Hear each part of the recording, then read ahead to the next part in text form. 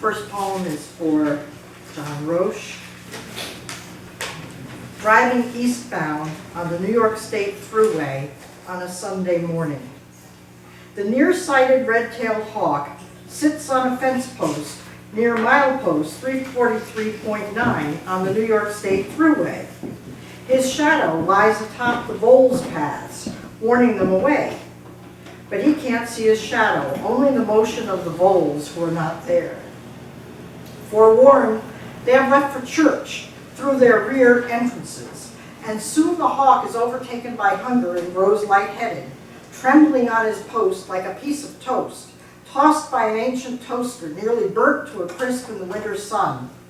Hungry as a starving artist, his thoughts turn to poetry and the quirky inventory of James Tate. The poems he memorized while the voles were mating inside their nests, creating snacks for a hawk in spring.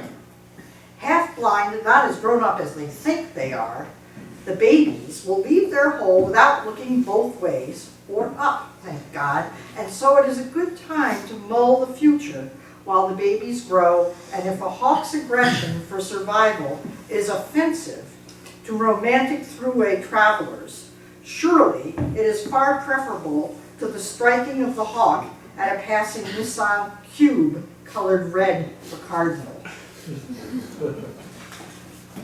Back trouble. She lies in bed, vulnerable as a coiled snake. Unclaimed funds. My name, though not my name now, or in that precise form ever, has appeared on the governor's unclaimed funds list. A name, in fact, which is a bastardization of a name I discarded more than 35 years ago. But there is money, and it belongs to me. More than $50, the bank officer says, since lesser amounts are simply banked by the state. And thus there are proofs to be proffered, which in my case involve claiming not my name, not ever my name, to be my name, which this name is not, but the money is, which is how it got unclaimed, whatever it is, in the first place, but that is not all. Not only must I claim not me as me, I must prove that not me as me is the same person as me is me. Answering such queries is how I came to detach myself from not me as me if I no longer use not me as me as me. For a check must be drafted to return to the real me money to the me, real me. Then is it because I have changed not me as me name as it was written on my birth certificate, where of course it was not written? This name on these unclaimed funds is not me as me. Or is it because I changed my not me as me name by marriage? How could I have done that, since the name on the governor's list is not me and never was me? It is a riddle to be solved. If I am ever to receive not me as me's money, which was meant for me, but me as me got changed via some errant clerk's brain fart, which is not a reason listed on the form. And thus I go in search of all versions of no longer me as me, seeking a possible explanation that will fit the qualifications required to retrieve this coin in excess of $50. Passports and bills and marriage certificates discarded. Credit cards, thank God I saved all those papers beyond the 5-year IRS requirement, and there it is. An unopened envelope addressed to not me as me, received during a move from one house to another, with no time to open mail addressed to not me as me, since if this company could not stir itself to write to me as me, what good would that envelope contain anyway? Money, it turns out. And so I was only left to explain that the not me as me to whom the letter was addressed lived at the same address as me, shared the same bank account, shared the same husband, and in either case certainly wished to claim the unclaimed sums with passport and tax bill and divorce decree. Strange to dig that up, since the not me as me envelope was mailed 2 decades after any version of that name was relevant, and soon after acquiring of a husband whose name I wisely did not adopt, so as never again to have to explain why a not me as me name was actually me. $221.87. Butterflies. They found a body in my frequent birding place. They found a young man full of tattoos at the foot of my yard near the Erie Canal. Verizon workers found the young man's body, not shot, not stabbed, not strangled, not there for long. Now mourned his precious, discarded life, left by the side of the road in a park few knew about, where I find warblers and phoebes, mockingbirds catcalling, catbirds flitting in and out of light-leafed flora, song sparrows singing from cattail tips, a body dead as a monarch butterfly crushed by a late April freeze. The ambivalent lover I hung up on so I could do my laundry. You should know, pound for pound, I am here on the street of scissors, seeing you in the fancy dawn, a wing of silence. New. My old self loves you blue to blue. This heart, it is not yours. Nothing has happened, it does not hurt. My wedding ring of cool water surrounding the overgrown oak, I stare at the bridge, talk white, turn north, glow with the dead.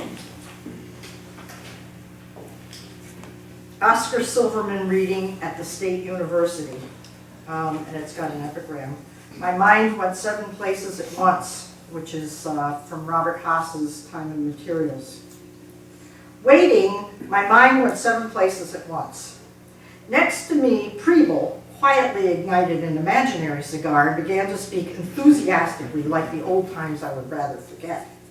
I'll just zone out unless you want to talk, he said insincerely, his words already making rings around his head. Silence was impossible under the circumstances. I wouldn't dream of it, I replied. Enough talk to come to suffice my taste for talk, I said. Just wanted to say one thing, he said beseechingly. You would think he would have done what he said he would do, since he's retired and has all the time in the world to do what he said he would do. He has not even taken the time to rid himself of those riotous ties he used to wear. I think he has less hair. Could be age or cancer, I don't know which. But I hear he can't write his way out of a wet paper bag anymore, or about his wife, sadly. Unspeakable. It's the point, isn't it? The pen of non-existence, writing a life in invisible ink, the consciousness of a parsnip gone wrong in a cabbage patch invades us all, I think.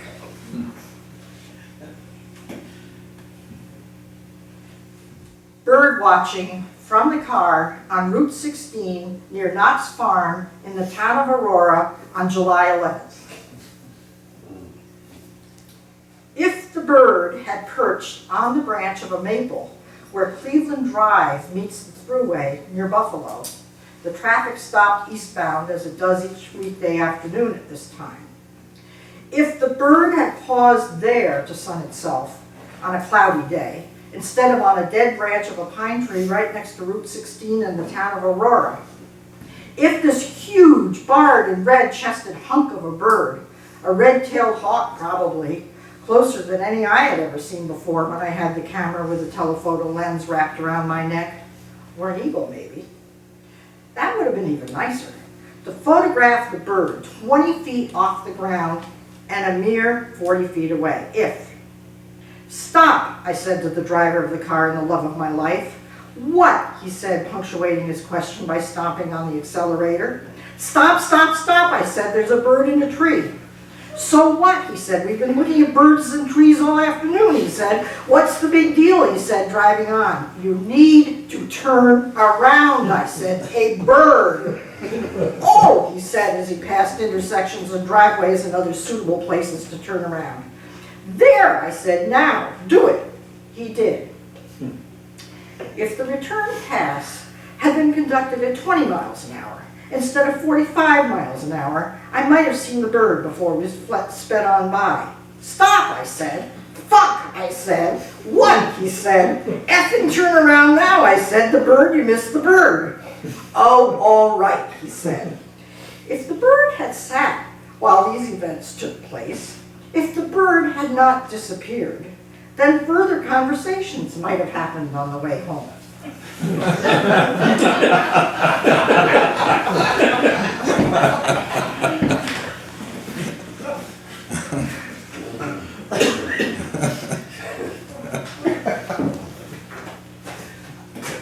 That was my love poem.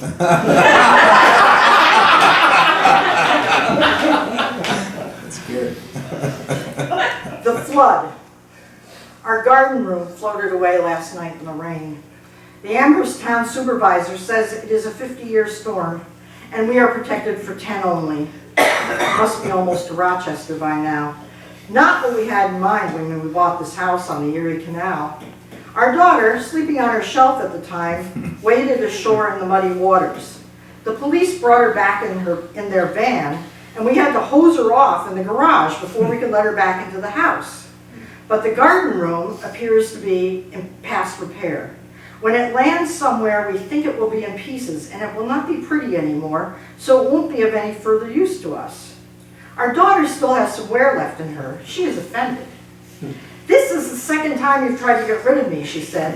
Last time was in a high wind and you tried to get reimbursed for my clothes. That was sleazy. We would have preferred a reimbursement for your person, we said, but we were not given that opportunity, so we had to settle for what we could get. Only $37.83 because we didn't have all the receipts.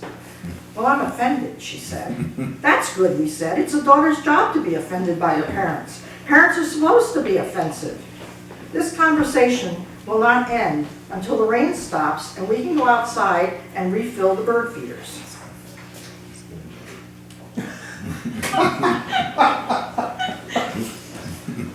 Glass unicorn. Graceful, strong enough for foreign travel if packed carefully, yet blinded by the sun, broken by a windswept drape, fated never to be old. Singularly vibrant, DNA scrambled by the gods, too delicate to multiply, an inappropriate body, condemned to willful intelligence and careless dying. Warm sill. Close to spring, the house sparrow warms herself. Why do we think of she? On the cement sill of the well-built house. The well-built house contains a family of 3, more or less, including one created from glass and fire, now nearly invisible in flight. The sparrow flies, its departure so sudden it leaves its shadow behind. This one I have to set up. When I was about to turn 65, I was very annoyed. I was more than annoyed, I was furious. And so I did a send-up of an autobiography, which a few of you may have seen, in which I did a 65-word text for each year. But to make it interesting, I started at 33, and then I went backwards and forwards. So you have 33, and then the next one is, which is I'm going to read to you tonight, is 32 and 34, which has one overlapped word, and then I went all the way out so that when I got to 65 and 1, I had 32 overlapped words in the text. 32. I wish the worst thing I ever did to you was pointing out the wrong baby to your grandparents at the hospital the day you were born, and correcting my mistake only when someone asked why is she wrapped in a blue blanket. The next worst thing I did was to tell you when I thought you were old enough to laugh, but you weren't. 34. The deux chevaux, la toute petite voiture, tin snail on wheels, powered by the driver, wrestling 2 axles with no shocks through hairpin curves above river valleys painted by impressionists, while Nanny and the baby, slung in hammock seats wired to the roof, sang nursery songs. You were old enough to laugh while we were scared. Mistake to rent the car for cheap in Nevers. I'm going to mangle French again. Just wait. Ask the bird how long it is. This is to the Rochester Falcons. If you watch a peregrine lay an egg, you understand the impulse of the male obstetrician, even if you are not a male obstetrician, wanting to put an end to the twitching and oofing and oh, and it's gone on for 2 hours and 46 minutes already. Not long in human terms, but ask the bird how long it is. She is the only one who can tell you. She in the limelight of a camera cam, the city lights below, the egg. The egg will come in its own time, the nest too high for forceps.